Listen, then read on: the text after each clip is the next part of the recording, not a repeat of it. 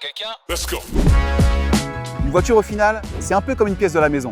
Que ce soit pour aller bosser, pour partir en week-end, les trajets du quotidien, c'est un endroit où on passe énormément de temps. Comme à la maison, il y a plein de petites choses qui peuvent rendre l'expérience encore plus agréable. Détails pratiques, du confort, une ambiance. Mais aussi tout ce qui permet de personnaliser l'extérieur pour que la voiture nous ressemble un peu plus. Et aujourd'hui, on va justement commencer à transformer cette Tesla.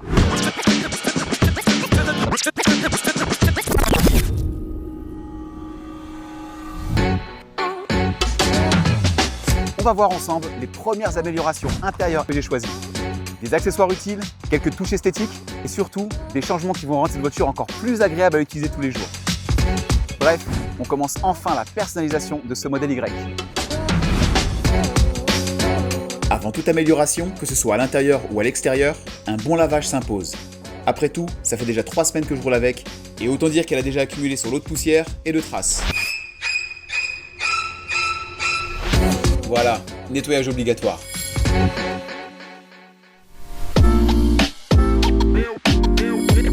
On va commencer avec ce qui est pour moi la base de la base, la protection du sol. C'est un indispensable. Je commence par installer le tapis côté conducteur. Il est conçu spécifiquement pour le Tesla Model Y, ce qui lui permet d'épouser parfaitement les contours du plancher. Le matériau utilisé est du TPE, pour thermoplastique élastomère. C'est pas ce qu'il y a de plus beau, mais c'est super efficace. J'avais déjà installé ça dans mon RAV4, et franchement, c'est une valeur sûre. On passe maintenant au côté passager. Là aussi, l'ajustement est précis, l'installation se fait en quelques secondes. Le tapis recouvre parfaitement la surface du plancher, tout en conservant un aspect propre et soigné à l'intérieur du véhicule. On passe enfin à la deuxième rangée. Le tapis est un monobloc, il protège l'ensemble du sol de l'espace arrière. Encore une fois, c'est du sur-mesure. Il suit parfaitement les formes du véhicule et protège le revêtement d'origine contre les salissures du quotidien. On enchaîne maintenant avec les rangements latéraux du coffre. Comme vous pouvez le voir, de chaque côté il y a des espaces vides qui ne sont pas vraiment exploités. Ce n'est pas toujours très pratique, car les petits objets que l'on transporte peuvent facilement tomber dans ces compartiments. Pour remédier à ça, il existe ces rangements spécialement conçus pour le modèle Y. Ils permettent tout d'abord de protéger le revêtement d'origine, mais aussi d'organiser plus efficacement l'espace de chargement. On peut par exemple y ranger un parapluie, des accessoires de voiture, quelques outils, des bouteilles ou encore divers objets du quotidien. L'un des principaux avantages de ces rangements est qu'ils sont livrés avec des couvercles. Une fois installés et refermés, ils créent une surface parfaitement plane sur toute la largeur du coffre, ce qui améliore à la fois l'esthétique et la praticité.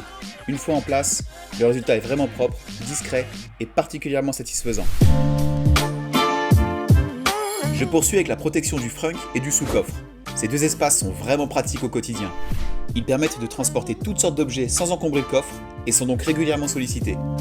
C'est pour cette raison que j'ai choisi d'installer une protection intégrale plutôt qu'un simple tapis posé au fond.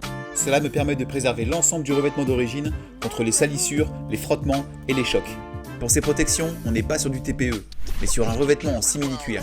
Il a également l'avantage d'être facile à nettoyer.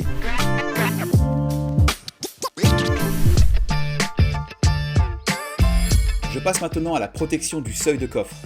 C'est sans doute l'une des zones les plus exposées du véhicule. À chaque chargement ou déchargement, les sacs, valises, cartons et autres objets peuvent facilement venir frotter ou heurter cette partie de la carrosserie. Pour moi, il était donc essentiel de protéger cet élément afin d'éviter des rayures au fil du temps. L'installation est très simple et le résultat est particulièrement propre. En plus de la protection principale, le kit comprend également 2 éléments de finition qui viennent se positionner sur les côtés. Cela permet de prolonger la protection jusque dans les angles et d'obtenir un rendu parfaitement intégré.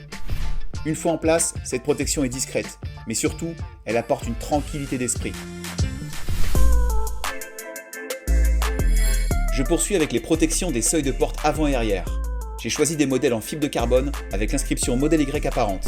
En plus d'apporter une touche esthétique, ces protections sont particulièrement utiles car les seuils sont des zones qui s'usent très rapidement avec les entrées et sorties répétées du véhicule. En revanche, j'ai rencontré un problème concernant les seuils arrière. Les protections que j'ai reçues ne sont pas compatibles avec la version 7 places du modèle Y. Contrairement à la version 5 places, la carrosserie présente ici un relief supplémentaire qui empêche une installation correcte. À l'heure actuelle, je n'ai pas encore trouvé de modèle spécifiquement conçu pour cette configuration. Je passe ensuite à la protection intérieure de la porte du coffre. L'installation est extrêmement simple et rapide. Autre accessoire indispensable selon moi, les grilles de protection de sortie de climatisation situées sous les sièges avant. Elles empêchent les petits objets, les cailloux et autres débris de tomber dans le système de ventilation. C'est un accessoire discret, peu coûteux et particulièrement utile. Parmi les accessoires du quotidien, j'apprécie également les petites poubelles intégrées aux portes avant aussi bien côté conducteur que passager. J'ai également installé une boîte de rangement dissimulée sous l'écran central. C'est un emplacement très pratique pour ranger un téléphone, des lunettes de soleil ou tout autre petit objet que l'on souhaite garder facilement accessible. Comme sur un smartphone, j'ai ensuite ajouté une protection pour les écrans. Il y a peu de chances de les abîmer, surtout celui de l'avant, mais on ne sait jamais.